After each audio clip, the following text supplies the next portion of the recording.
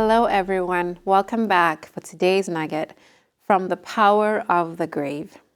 Death has been called the great enemy of humankind because there is something about death that makes humanity feel powerless.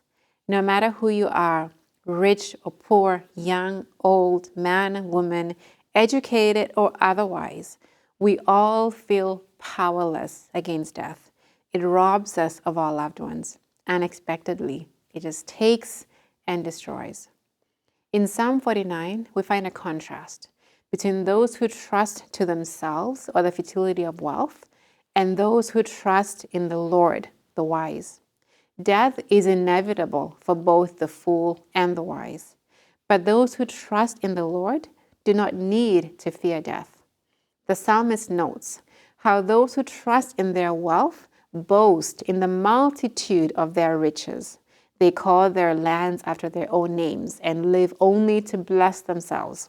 They act as if their houses, their glory, their power will last forever. But they forget that wealth cannot save them from the power of death.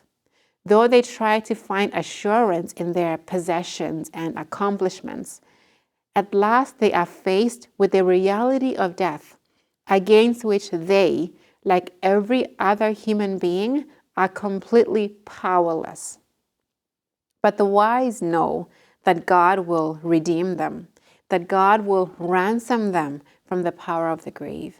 With this in mind, the psalmist could say with confidence in verse 15, "But God will redeem my soul from the power of the grave, for he shall receive me." We read in Hebrews 2:14-15, "Inasmuch then as the children have partaken of flesh and blood, he himself likewise shared in the same, that through death he might destroy him who had the power of death, and release those who through fear of death were all their lifetime subject to bondage." By dying on the cross and rising from the dead, Jesus conquered death.